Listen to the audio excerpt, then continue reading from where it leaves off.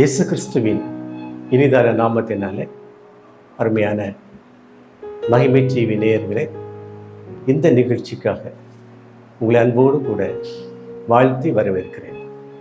ஜெபிப்போம்.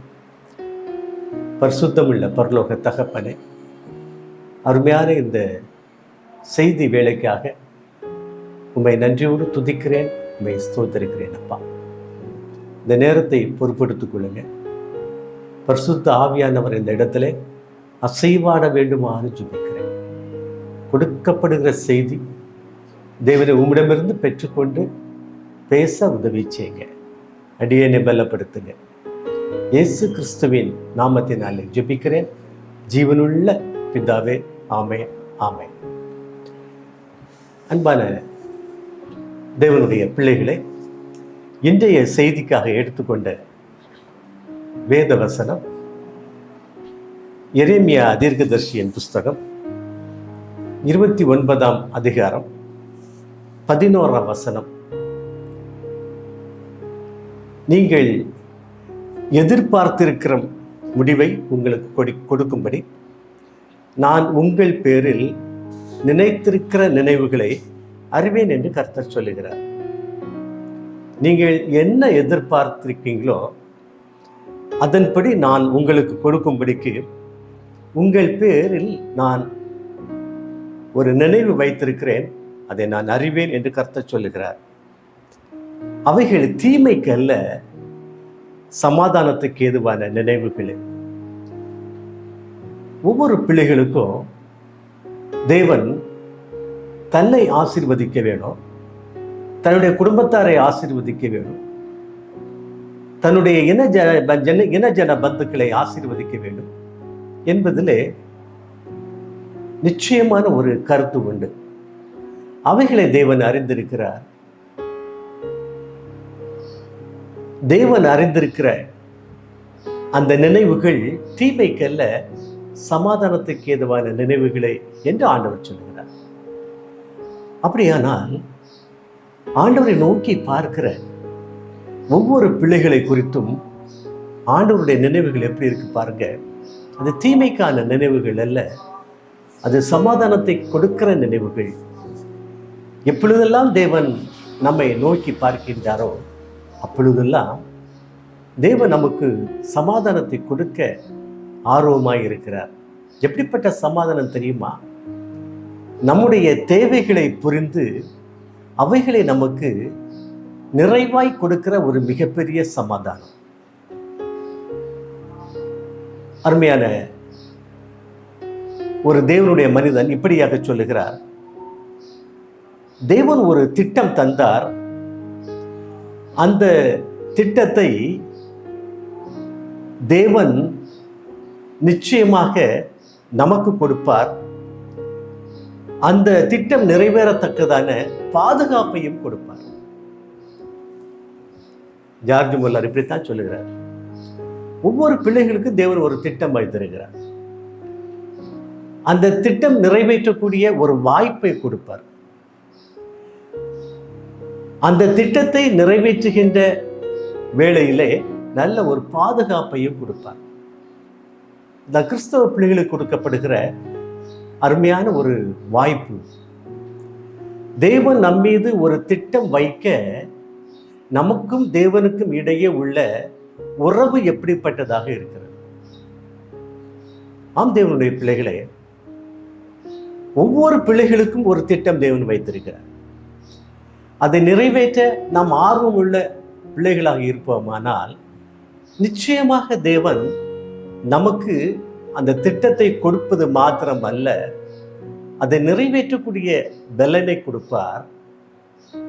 அதில் ஏற்படக்கூடிய ஒவ்வொரு எதிர்ப்புகள், தோல்விகளையும் மாற்றி தேவன் அந்த திட்டத்தை நிறைவேற்றி நமக்கு கொடுப்பார். அதுதான் ஆண்டவர் தம்முடைய பிள்ளைகளுக்கு வைத்திருக்கிற மிகப்பெரிய ஒரு ஆசீர்வாதம். தேவனுடைய பிள்ளைகள் தேவனுடைய அழைப்புக்கு ஏற்று, நல்லா கவனிங்க, தேவனுடைய பிள்ளைகள் தேவனுடைய அழைப்பை ஏற்று எகிப்து தேசத்திலிருந்து கானான் தேசத்துக்கு புறப்பட்டு சொல்லுகின்றார்கள். இது ஆண்டவர் தன்னுடைய பிள்ளைகளுக்கு வைத்திருக்கிற ஒரு மிகப்பெரிய ஒரு திட்டம். இந்த ஆண்டவருடைய திட்டம் தான். அவர்களாக எகிப்திலிருந்து கானானுக்கு புறப்பட்டு செல்லவில்லை. தேவன் ஒரு மிகப்பெரிய ஒரு திட்டத்தை கொடுத்திருந்தார். ஏனென்றால் எகிப்து தேசத்தில் அவர்கள் அனுபவித்த இந்த அடிமைத்தனத்தினுடைய வேதனை அவ்வளவு கடினமான ஒரு வேதனையாக இருந்தது. அதை புரிந்து கொண்ட ஆண்டவர் அவர்களுக்கு ஒரு விடுதலையை கொடுப்ப ஆயத்தமானார். விடுதலை கொடுப்பதற்கு ஒரு மகனை ஆயத்தப்படுத்தினார். இப்படியாக அவர் அழைத்து அவர் கானான் தேசத்திற்குள்ளாக கொண்டு செல்லுகின்றார். கொண்டு செல்லுகின்ற வேளையிலே எவ்வளவோ இடர்பாடுகள் வந்தாலும் தேவன் அந்த பிள்ளைகளோடு கூட இருந்தார். அவருக்கு விரோதமாக செயல்பட்டாலும் அவர்களோடு கூட இருந்தார். ஏனென்றால் அந்த திட்டத்தை கொடுத்தது ஆண்டவர். அது அவருடைய பரம அழைப்பாக இருந்தது. அநேக வேளைகளிலே அந்த இஸ்ரவேலரை அந்த வனாந்தர தேசத்திலே அழித்து போடுவோமா என்று கூட ஆண்டவர் எண்ணிய வேளைகள் உண்டு. ஆனால் அந்த இடத்திலே திறப்பின் வாயிலே நின்றது யார் தெரியுமா? மோசே. அதனால்தான் ஆண்டவர் மோசையை சொல்லுகிறார், இவர் தேவனுடைய வீட்டில் எங்கும் உண்மை உள்ளவனாய் இருந்தான், தேவனுடைய சமூகத்திலே உண்மை உள்ளவனாய் இருந்தான், தேவனுடைய பார்வையிலே உண்மை உள்ளவனாய் இருந்தான் என்று அவனை குறித்து ஆண்டவரை சாட்சி கொடுக்கின்றார். அப்படியானால் ஒவ்வொரு பிள்ளைகளும், ஒவ்வொரு கிறிஸ்தவர்களும் எவ்வளவு இடர் வந்தாலும், எவ்வளவு தோல்விகள் வந்தாலும் ஆண்டவருக்கு முன்பாக எப்படிப்பட்ட பிள்ளைகளாக காணப்பட வேண்டும் தெரியுமா? உண்மை உள்ளவர்களாக, ஆண்டவரை சார்ந்திருக்கின்ற பிள்ளைகளாக, ஆண்டவருக்கு விரோதமான முறுமுறுப்புகளை சொல்லாத பிள்ளைகளாக வாழ வேண்டும் என்று ஆண்டவர் விரும்புகின்றார். அநேக எடுத்துக்காட்டுகளை தேவன் நமக்கு தந்து கொண்டே இருக்கிறார். அவைகள் தோல்விக்கான எடுத்துக்காட்டுகள் அல்ல, வெற்றிக்கான எடுத்துக்காட்டுகளை. சரி, அவர்கள் கானான் தேசத்திற்குள்ளாக வந்தாச்சு. ராஜாக்களை கேட்டார், ராஜாவை கொடுத்தார். இப்படியாக ஆண்டு வருகின்ற வேளையிலும் கூட அந்த இஸ்ரவேலர்கள் ஆண்டவருக்கு விரோதமான செயல்களிலே ஈடுபட ஆரம்பித்தார்கள்.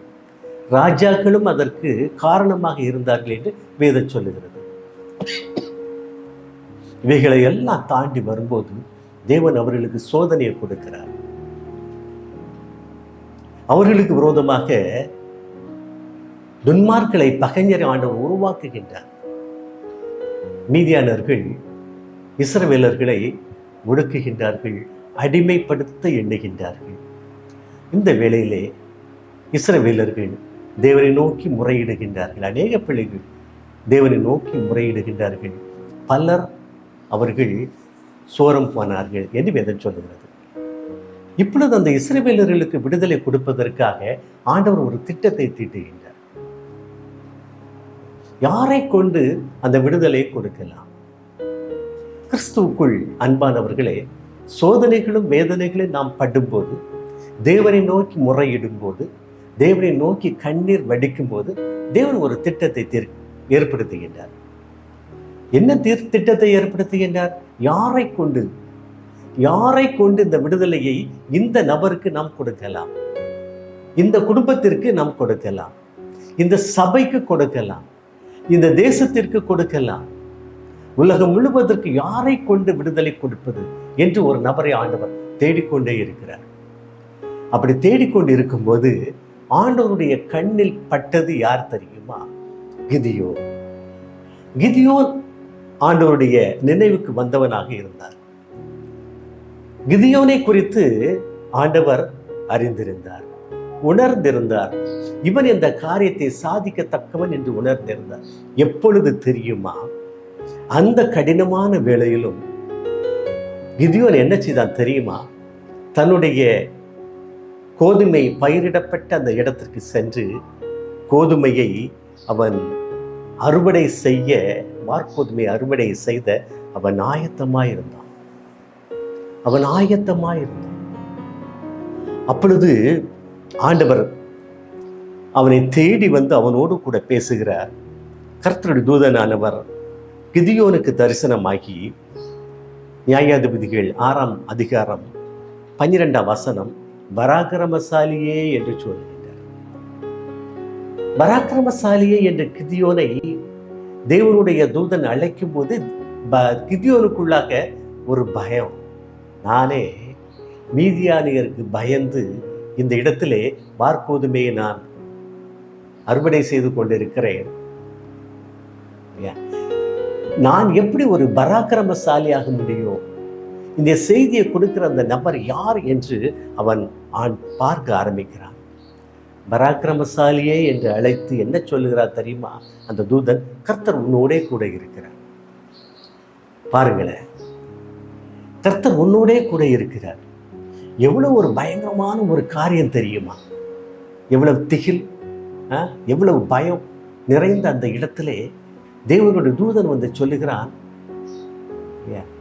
பராக்கிரமசாலியே என்று அழைத்தது மாத்திரமல்ல, கர்த்தர் உன்னோடு கூட இருக்கிறார். ஆம் தேவனுடைய பிள்ளைகளே, என்னென்ன காரியத்தை குறித்து நாம் பயந்து கலங்கி திகைத்து கொண்டிருக்கிறோமோ, தேவன் தன்னுடைய தூதனையே அனுப்புகிறார். அனுப்பி நமக்கு ஒரு வார்த்தையை கொடுக்கிறார், வாக்கியத்தை கொடுக்கிறார். உன்னதமான ஒரு வார்த்தை. பராக்கிரமசாலி, கர்த்தர் உன்னோடே கூட இருக்கிறார், நீ பயப்படாதே. அதுக்கு அது அர்த்தம் என்ன? பயப்பட. ஆம், யார் யாரெல்லாம் என்ற செய்தியை கேட்டுக்கொண்டிருக்கின்றீர்களோ, என்ன காரியத்திற்காக நீங்கள் திகிலோடு கலக்கத்தோடு அழுகையோடு உட்கார்ந்திருக்கிறீர்களோ, அது தேவன் அறிவார். தேவன் உங்களை அறிந்திருக்கிறார். உங்களை குறித்து தேவனுக்கு ஒரு திட்டம் உண்டு. உங்கள் பேரில் நான் நினைத்திருக்கிற நினைவுகளை நான் அறிவேன் என்று கர்த்தர் சொல்லுகிறார். அது தீமைக்கல்ல, சமாதானத்துக்கு ஏதுவான நினைவுகளை. வார்த்தையை புரிந்து கொள்ளுங்கள், ஆண்டவரை விசுவாசியுங்கள். தேவன் உங்களுக்கு விடுதலை கொடுக்க வல்லவராக இருக்கிறார். நாம் உண்மையோடும் உத்தமத்தோடும் பரிசுத்தத்தோடும் தேவனுக்கு பிரியமாய் நடந்து தேவன் முகத்தை நோக்கி பார்ப்போம். அப்பொழுது தேவன் நம்மை ஆசீர்வதிக்க வல்லவராய் இருக்கிறார். வல்லவராய் இருக்கிறார். பராக்கிரமசாலி என்று சொல்லும் போது கிதியோனுக்கு ஒரு எண்ணம், நான் எப்படி பராக்கிரமசாலி ஆக முடியும்? நானே மீதியானருக்கு பயந்து இந்த இடத்திலே நிற்கிறேனே, என்னுடைய ஆலையிலே நிற்கிறேனே, என்னுடைய நிலத்திலே நான் நிற்கிறேனே, நான் என்ன பராக்கிரமசாலி என்று பார்க்கும்போது ஆண்டவர் அவனுக்கு கட்டளை கொடுக்கிறார். எப்பா, நீ ஒரு கோழை என்று நினைக்காதே, நீ பலனற்றவன் என்று நினைக்காதே. அப்பொழுது கிதியோன் அவரை நோக்கி, என் ஆண்டவரே, கர்த்தர் எங்களோடே கூட இருப்பாரானால் எங்களுக்கு இவைகள் எல்லாம் நேரிடுவானேன் என்று கேட்கிறான். ஆண்டவர் எங்களோட கூட இருப்பாரானா இவ்வளவு கஷ்டம் எங்களுக்கு எதற்கு? இந்த பயங்கள்லாம் எங்களுக்கு எதற்கு என்று கேட்கின்றான். அப்பொழுது அவர் சொல்லுகிறார், அவரை நோக்கி பார்த்து, உனக்கு இருக்கிற அந்த பலத்தோட நீ போப்பா, உனக்கு இருக்கிற அந்த பலத்தோட போ. இஸ்ரவேலருக்கு ரட்சிப்பு உன்னிலிருந்து வரும், இஸ்ரவேலருக்கு விடுதலை உன் மூலமாய் வரும், நீ புறப்பட்டு போ என்று சொல்லுகிறார். அப்பொழுது கிதியோன் ஆண்டவரிடமாய் பேசுகிறார், உண்மையிலே என்னோடு கூட பேசியது என் தேவனாகிய நீர்தானா என்று அவன் ஆண்டவரை நோக்கி அவன் பேச ஆரம்பிக்கிறான். அப்ப ஆண்டவர் சொல்றார், மீதியானியரை நீ முறியடிப்பாப்பா, நீ எழுந்து போ, நீ பயப்படாத, உன்னோடு கூட நான் இருப்பேன் என்று சொல்லுகின்றார். அப்பொழுது அவன் ஆண்டவரிடத்தை கேட்கிறான், ஆண்டவரே, இது உண்மைதானா? நீர் என்னோடு கூட இருக்கிறீர் என்பதை நான் புரிந்து கொள்ளலாமா என்று சொல்லும்போது அவன் என்னென்ன சந்தேகங்களை கேட்டானோ தேவன் அவைகளில் எல்லாம் கிதியோனுக்கு விடுதலை கொடுக்கிறார், நிவர்த்தி பண்ணுகிறார். அப்பொழுது அவன், ஆண்டவரை நான் பார்த்துட்டேனே இல்லையா, ஆண்டவரை பார்த்தவன் உயிரோடு இருப்பதில்லையே என்று கலங்கும் போது ஆண்டவர் சொல்லுகிறார், நீ சாவதில்லை கிதியோன், நீ சாவதில்லை, நான் உன்னை இஸ்ரவேலரின் மீட்புக்காக உன்னை அழைக்க வந்திருக்கிறேன் என்று சொல்லி அவரை அனுப்புகின்றார். அப்பொழுது கிதியோன் எழுந்து வருகிறான். ஆண்டவருக்கு அவன் பலி செலுத்துகிறான். அவன் எழுந்து வரும்போது தேவன் அவனோடு கூட இருக்கிறார்.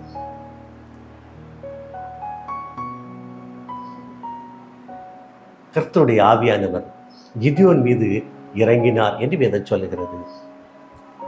நம்முடைய வேலைகளை செய்வதற்கு, நம்முடைய காரியங்களை நடத்துவதற்கு, நம்முடைய குடும்பத்தை நடத்துவதற்கு, நம்முடைய வாழ்வை நடத்துவதற்கு தேவன் நம் மீது இறங்குகிறார்.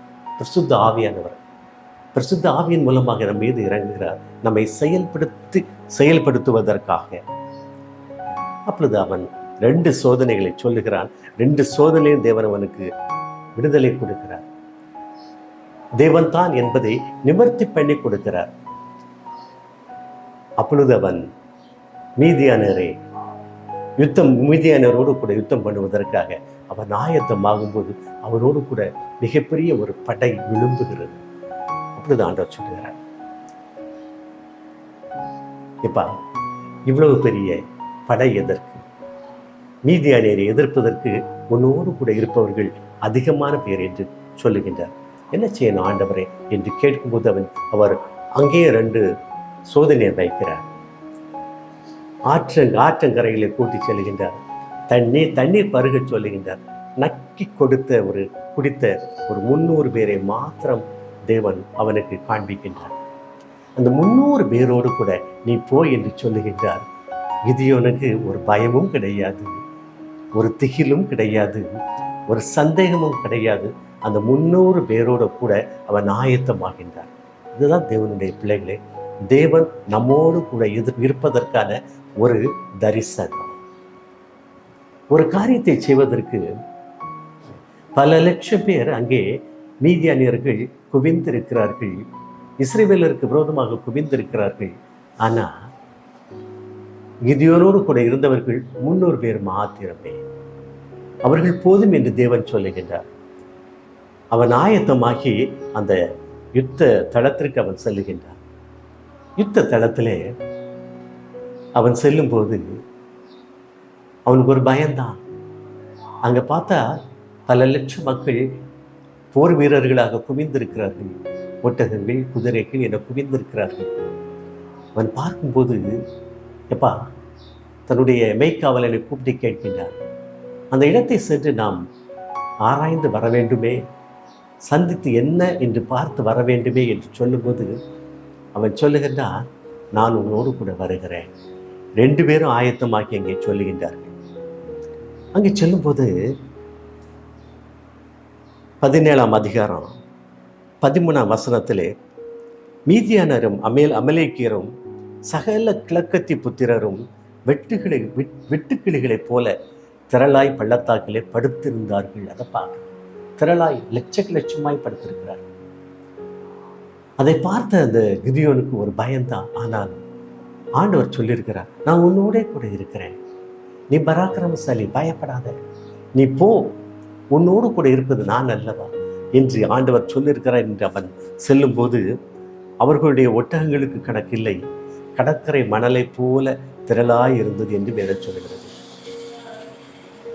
ஆனால் ஆண்டவர் அங்கு ஒரு விசேஷத்தை கட்டளையிடுகிறார். கிதியோன் வந்தபோது அங்குள்ள ஒருவன் மற்றவனுக்கு ஒரு சொப்பனத்தை கண்டேன் என்று சொல்லுகிறான். 2 பேர் பேசிட்டு இருக்கான். அந்த படை வீரர்கள் 2 பேர் பேசிட்டு இருக்கான். ஒருத்தன் சொல்றான், இப்ப நான் ஒரு சொப்பனை கண்டப்பா அப்படிங்கிறான். என்னடா சொப்பனம் அப்படி சொல்லி அவங்க பேசும்போது ஒருத்தன் சொல்றான், ஒரு வார்கோதுமை அப்போ கிதியோனிடமிருந்து புறப்பட்டு வந்து நம்முடைய பாளையத்திற்கு வந்து அது கூடாரம் பக்கம் வந்தபோது கூடாரம் விழுந்து கிடந்தது என்று சொல்கிறார். நம்முடைய கூடாரம் விழுந்து போயிட்டுப்பா அப்படின்னு சொல்றார். என்னது? ஒரு வார்கோதுமை அப்பந்தான். சாதாரண ஒரு வார்கோதுமை அப்பத்தினாலே நம்முடைய கூடாரம் விழுந்து போயிற்று அப்படின்னு சொல்றான். அப்பொழுது கிதியோன் நம்ம எழுந்து போகக்கூடிய ஒரு நேரம் இதுதான் என்று உணர்ந்தவனாக அந்த படைகளுக்கு எதிராக அவன் புறப்பட்டு போகிறான். விழுந்து போனார்கள். 1,80,000 பேர் விழுந்து போனார்கள் இல்லையா? இவருடைய அந்த ஆயத்தத்தை பாருங்க. ஒரு பானையில் 300 பேர் ஆளுக்கு ஒரு பானை எடுக்கிறாங்க. அதில் ஓட்டை போட்டு வச்சிருக்காங்க. உள்ளுக்கு ஒரு தீபந்தத்தை வைக்கிறாங்க. இருட்டான வேலை. 300 பேரும் துதித்து கொண்டு ஓடும் போது அந்த தீப்பந்தத்தை பார்த்த அந்த மீதியானவர்கள் இதோ பெரிய படை வருகிறது என்று எண்ணியவர்களாக, பயந்தவர்களாக ஒருவரை ஒருவர் வெட்டி விழுந்தார்கள் என்று வேதம் சொல்கிறது. இதற்கெல்லாம் காரணம் என்ன தெரியுமா? ஆண்டவர் தான். எந்தெந்த காரியங்களை குறித்து நாம பயப்படுகிறோமோ அந்தந்த காரியங்களிலே தேவன் ஒரு ஞானத்தையும், ஒரு அறிவையும், ஒரு புத்தியையும், ஒரு வல்லமையும் கொடுத்து நம்மை அனுப்புகின்றார். நம்மை செயல்பட வைக்கின்றார், செயல்பட வைக்கிறார். கிதியோன் செய்தது அங்கு பெரிய காரியம் அல்ல. கிதியோனுடைய பட்டயம் அவர்களுக்கு விரோதமாக எழுந்தது என்று சொல்வதற்கு அங்கே ஒன்றுமில்லை. ஆனால் ஆண்டவர் எல்லாவற்றையும் ஆயத்தப்படுத்தி இருந்தார். அந்த மீதியானர்கள் ஒருவரை ஒருவர் வெட்டி விழுந்தார்கள் என்று வேதம் சொல்லுகிறது. அவர்களை கிதியோன் தன்னுடைய படை வீரர்களை கொண்டு கல்லங்கடித்தான் என்று வேதம் சொல்லுகிறது. எப்போ? தேவன் செயல்பட ஆரம்பித்த போது. இப்போ தேவன் செயல்பட ஆரம்பித்தால் நமக்கு விரோதமாக இருக்கிற எல்லா எதிர்ப்புகளும் நிச்சயமாக அது நம்மை விட்டு விலகி போகும். அது எந்த காரியமாக இருந்தாலும் சரிதான்.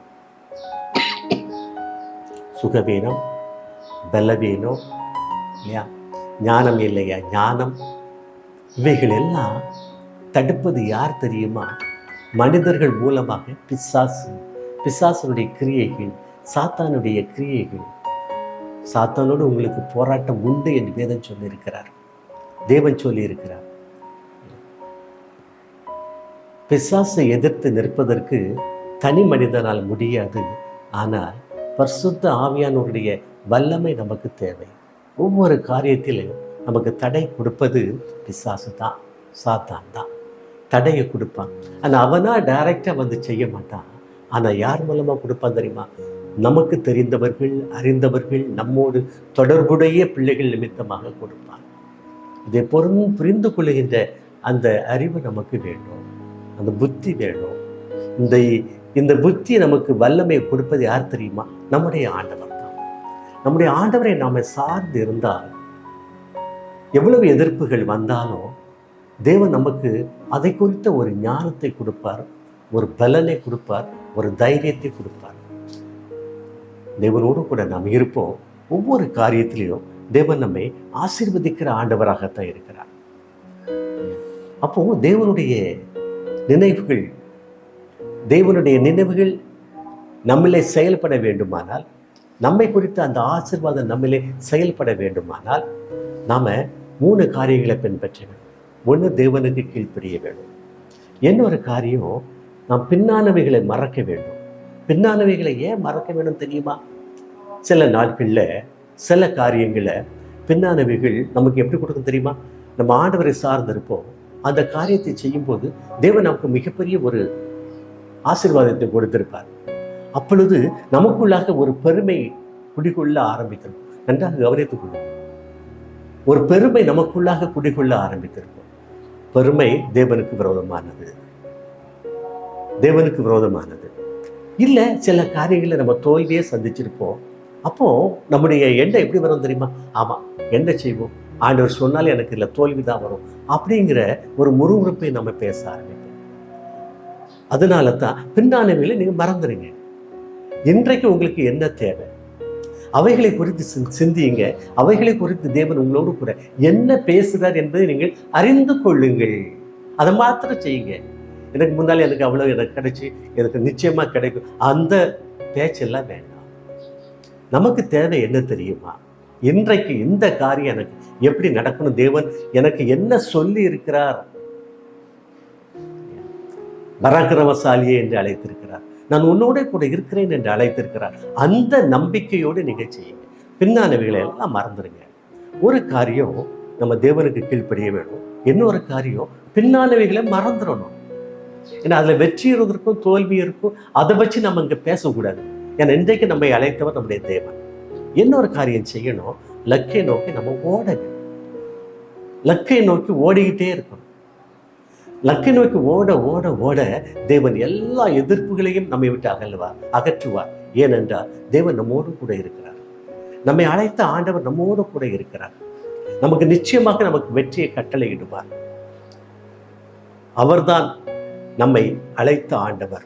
கிறிஸ்துவுக்குள் அன்பானவர்களே, நீங்க என்ன எதிர்பார்த்திருக்கிறீர்களோ அவைகளை உங்களுக்கு செய்யும்படிக்கு தேவன் உங்கள் பேரில் ஒரு நினைவை வைத்திருக்கிறார்.